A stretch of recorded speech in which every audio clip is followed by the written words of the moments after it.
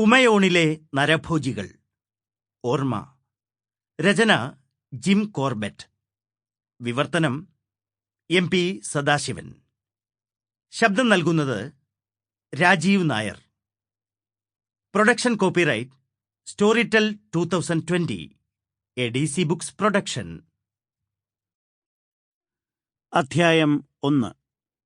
ചമ്പാവത്തിലെ നരഭോജി. മലാനിയിൽ എഡ്ഡീനോൾസ് മുത്തു നായാട്ടിലേർപ്പെട്ടിരുന്നപ്പോഴാണ് പിൽക്കാലത്ത് ചമ്പാവത്ത് നരഭോജി എന്ന ഔദ്യോഗിക അംഗീകാരം നേടിയ കടുവയെക്കുറിച്ച് ഞാൻ ആദ്യമായി കേൾക്കുന്നത്. അതിവിദഗ്ധനായ വേട്ടക്കാരനെന്ന് ഈ പ്രവിശ്യയിൽ എക്കാലത്തും അറിയപ്പെടാനിടയുള്ള എഡ്ഡിയുടെ പക്കൽ ശിക്കാരിക്കഥകളുടെ ഒരു വൻ ശേഖരം ഉണ്ട്. ജീവിതത്തിലെ സകല സൗഭാഗ്യങ്ങൾക്കും ഉടമയായ ചുരുക്കം ചിലരിൽ ഒരാളാണ് അദ്ദേഹം. ഉന്നം തെറ്റാതെ നിറയൊഴിക്കാൻ അദ്ദേഹത്തിന് കഴിയും. ഇന്ത്യൻ സേനയിലെ ഒന്നാംകിട ടെന്നീസ് കളിക്കാരനാണ് അദ്ദേഹത്തിന്റെ ഒരു സഹോദരൻ. മറ്റൊരു സഹോദരൻ ഇന്ത്യയിലെ ഏറ്റവും നല്ലൊരു വെടിക്കാരനുമാണ്. ചമ്പാവത്ത് നരഭോജിയെ വെടിവെച്ചു കൊല്ലാൻ ലോകത്തെ ഏറ്റവും മികച്ച നായാട്ടുകാരനായ തന്റെ സ്യാലനെ ഗവൺമെന്റ് നിയോഗിച്ചിട്ടുണ്ടെന്നും കടുവയ്ക്ക് ഇനി അധികം ആയുസ് ഇല്ലെന്നും എഡ്ഡി എന്നോട് പറഞ്ഞു. പക്ഷേ എന്തുകൊണ്ടോ കടുവ ചത്തില്ല. 4 വർഷത്തിനുശേഷം ഞാൻ നൈനിറ്റാളിലെത്തിയപ്പോഴും ഗവൺമെന്റിന് അതിയായ ഉത്കണ്ഠ ഉളവാക്കിക്കൊണ്ട് അത് നാട്ടിൽ വിലസുകയായിരുന്നു. സമ്മാനങ്ങൾ പ്രഖ്യാപിച്ചു. സമർത്ഥരായ ശിക്കാരികളെ അയച്ചു. അൽമോറയിലെ ഗൂർഖകളെ നിയോഗിച്ചു.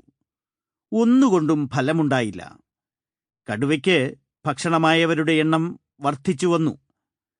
200 പേരെ കൊന്നുതിന്ന ആ പെൺകടുവയെ സായുധരായ ഒരു സംഘം നേപ്പാൾ നിവാസികൾ ആട്ടിപ്പായിച്ചപ്പോൾ അത് കുമായോണിലെത്തി. 4 വർഷം കൊണ്ട് 234 പേരെ കൂടി അത് തിന്നൊടുക്കി.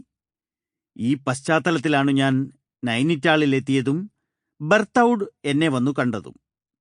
നൈനിറ്റാളിലെത്തിയ ഡെപ്യൂട്ടി കമ്മീഷണറായ അദ്ദേഹം എല്ലാവരുടെയും സ്നേഹബഹുമാനങ്ങൾ പിടിച്ചുപറ്റിയ വ്യക്തിയായിരുന്നു. ഒരു ദുരന്തത്തിനിരയായ അദ്ദേഹം ഇപ്പോൾ ഹൽദ്വാനിയിലെ അജ്ഞാതമായ ശവക്കല്ലറയിൽ അന്ത്യനിദ്രയിലാണ്. നരഭോജിയുടെ ഉപദ്രവം കാരണം ദുരിതമനുഭവിക്കുന്ന ജനങ്ങളെക്കുറിച്ച് അദ്ദേഹം വിവരിച്ചു.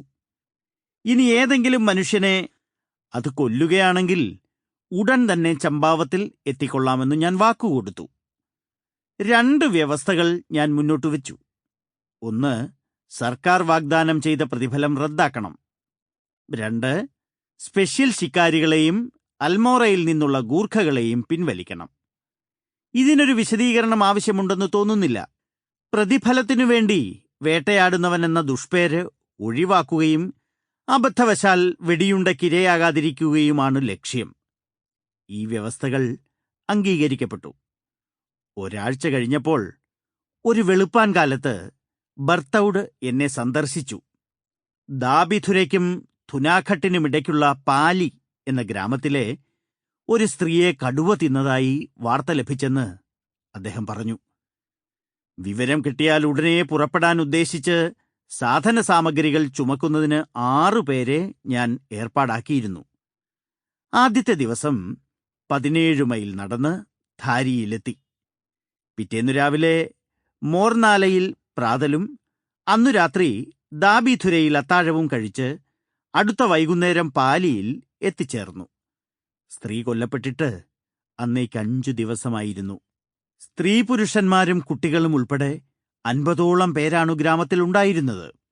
സൂര്യൻ അസ്തമിച്ചില്ലെങ്കിലും പേടിച്ചരണ്ട് വാതിലടച്ച് കഴിയുകയായിരുന്നു എല്ലാവരും. എന്റെ ജോലിക്കാർ മുറ്റത്ത് അടുപ്പുകൂട്ടി ചായ തിളപ്പിച്ചു.